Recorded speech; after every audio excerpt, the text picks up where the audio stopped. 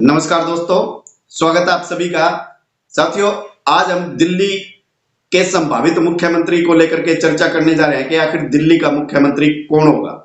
और इसको लेकर के पूरे सोशल मीडिया के ऊपर, न्यूज चैनलों के ऊपर ये सभी के लिए संशय का विषय बना हुआ है और चिंता का विषय भी बना हुआ है। आखिर दिल्ली का सीएम कौन होगा, दिल्ली का मुख्यमंत्री कौन होगा, क्योंकि अब दिल्ली के अंदर भारतीय जनता पार्टी की सरकार बन चुकी है, लेकिन अभी सीएम किसको बनाया जाएगा इसको लेकर के कोई भी घोषणा नहीं की गई है भारतीय जनता पार्टी की तरफ से। और इसी को लेकर के पूरा संशय भी है, क्या दिल्ली का सीएम कोई ब्राह्मण, बनिया या जाट होगा जाति के आधार पर, या फिर दिल्ली का सीएम कोई पूर्वांचली या पंजाबी सिख होगा। क्या दिल्ली का सीएम किसी महिला को भी बनाया जा सकता है।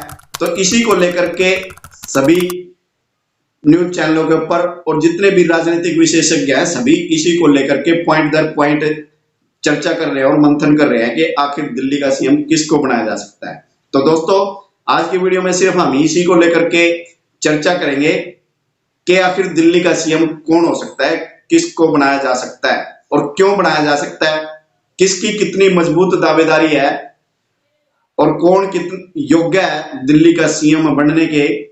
तो इसी को लेकर के ही आज वीडियो में चर्चा है। दोस्तों, आप सभी से निवेदन है कि आप भी कमेंट बॉक्स में अपनी राय जरूर दीजिएगा कि दिल्ली का मुख्यमंत्री कौन हो सकता है।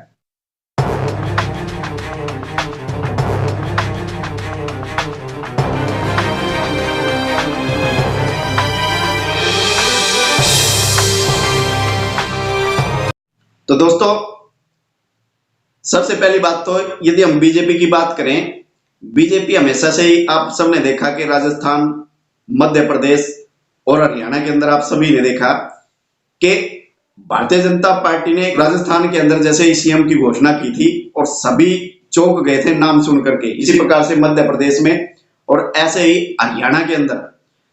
तो दोस्तों, अब दिल्ली के अंदर भी भारतीय जनता पार्टी इसी प्रकार से चौंका सकती है, जिसके बारे में चर्चा भी नहीं चल रही, जिसके बारे में कोई विचार ही नहीं कर रहा।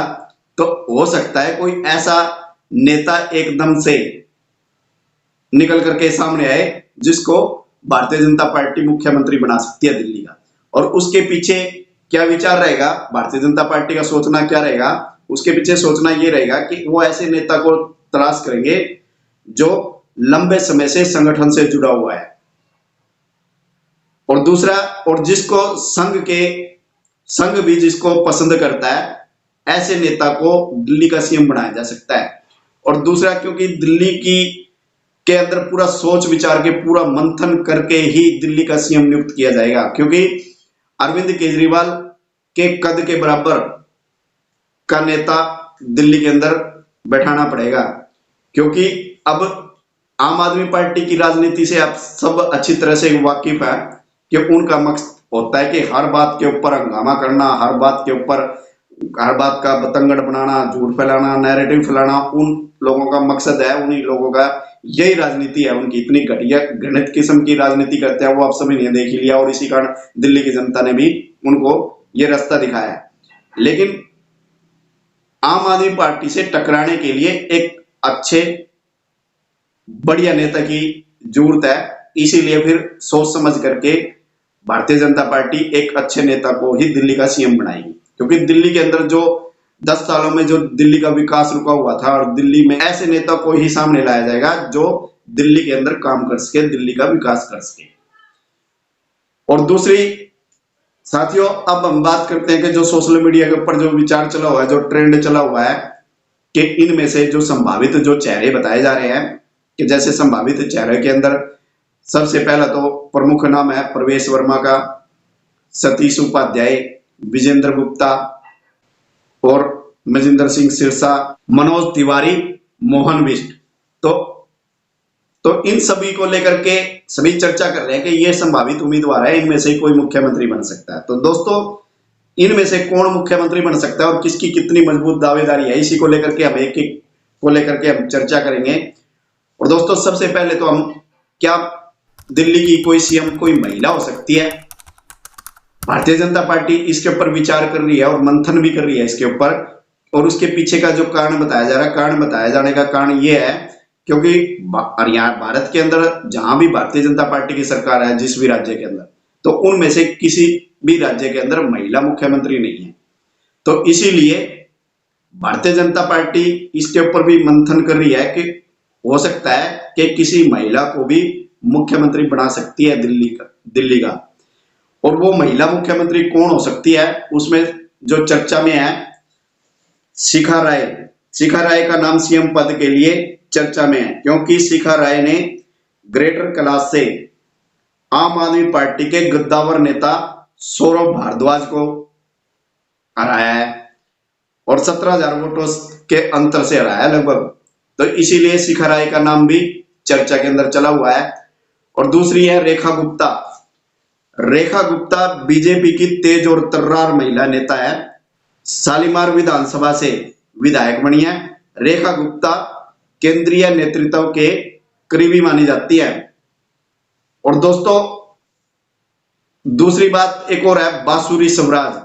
बांसुरी स्वराज का भी नाम चला हुआ है। बांसुरी स्वराज सुषमा स्वराज की बेटी हैं और ये नई दिल्ली लोकसभा से सांसद भी हैं। तो इनका नाम भी सीएम पद में के लिए चर्चा में चला हुआ है। लेकिन दोस्तों इनको सीएम नहीं बनाया जा सकता, क्योंकि इसके पीछे का कारण क्या है, क्योंकि ये मौजूदा सांसद हैं और दिल्ली का कोई भी सांसद मुख्यमंत्री नहीं बन सकता। यदि मुख्यमंत्री बनाया जाएगा तो फिर इनको सांसद पद से इस्तीफा देना पड़ेगा। फिर उसके बाद 6 महीने के बाद विधानसभा चुनाव दोबारा से किसी भी सीट से इनको चुनाव लड़ना पड़ेगा और विधायक बनना पड़ेगा, तब ये मुख्यमंत्री रह सकती हैं। तो मेरा तो ये मानना है दोस्तों कि भारतीय जनता पार्टी इतना बड़ा रिस्क नहीं ले सकती कि किसी सांसद का इस्तीफा दिला करके और फिर किसी विधायक का इस्तीफा दिला करके फिर उससे चुनाव लड़ा करके किसी को मुख्यमंत्री बनाया जाए। तो इतना बड़ा रिस्क भारतीय जनता पार्टी नहीं उठा सकती। इसीलिए इनका तो नाम तो ये तो मुख्यमंत्री नहीं हो सकते। दूसरी बात आती है, क्या दिल्ली का सीएम कोई जाट हो सकता है? तो साथियों अब इसको लेकर के भी अब चर्चा चली हुई है कि दिल्ली के मुख्यमंत्री किसी जाट को बनाया जा सकता है। और वो जाट चेहरा कौन है? वो है प्रवेश वर्मा। क्योंकि जाट समाज की यदि हम बात करें तो जाट समाज का दबदबा जो है वो हरियाणा के अंदर और पश्चिमी यूपी में, राजस्थान में और दिल्ली की 13 सीटों के ऊपर दबदबा है। और जिसमें से जो दिल्ली की जो 13 सीटों के ऊपर जिनका दबदबा है जहां पर जाट समाज का, तो उनमें से 11 सीटें जीतती हैं भारतीय जनता पार्टी ने। तो इसीलिए प्रवेश वर्मा की दावेदारी एक प्रमुख दावेदारी मानी जाती है और ये मजबूत दावेदारी भी मानी जा रही है, क्योंकि इन्होंने नई दिल्ली विधानसभा से अरविंद केजरीवाल को हराया है। तो इसीलिए इनको प्रमुखता से देखा जा रहा है कि प्रवेश वर्मा दिल्ली के सीएम हो सकते हैं। और दूसरा है दोस्तों, क्या दिल्ली का सीएम कोई बढ़िया हो सकता है? और इसके अंदर जो मजबूत दावेदारी जो दिखाई जा रही है दोस्तों, क्योंकि दिल्ली के अंदर पंजाबी और जो बढ़िया समाज है इनकी ज्यादा पैठ मानी जाती है। तो इसीलिए क्योंकि ये व्यापारी लोग हैं, तो इनमें से विजेंद्र गुप्ता का भी नाम चर्चा में है, क्योंकि विजेंद्र गुप्ता बीजेपी के पुराने नेता हैं और 2015 में बीजेपी के 3 विधायकों में से एक थे ये, और रोहनी से विधायक बने हैं। क्योंकि 2015 के अंदर ये रोहनी से विधायक बने थे और भारतीय जनता पार्टी की 3 ही विधायक बने थे और 3 में से ये विजेंद्र गुप्ता भी एक थे। और 2020 में दूसरी बार विधायक बने और 2025 में फिर तीसरी बार विधायक बने। तो इसीलिए इनकी भी एक मजबूत दावेदारी मानी जा रही है विजेंद्र गुप्ता की। हो सकता है कि विजेंद्र गुप्ता भी दिल्ली के सीएम हो सकते हैं। जो तीसरा नाम है वो है सतीश उपाध्याय। सतीश उपाध्याय बीजेपी के पुराने कर्मठ नेता है, सबसे पुराने नेता माने जाते हैं और ये मालवीय नगर से विधायक चुने गए हैं।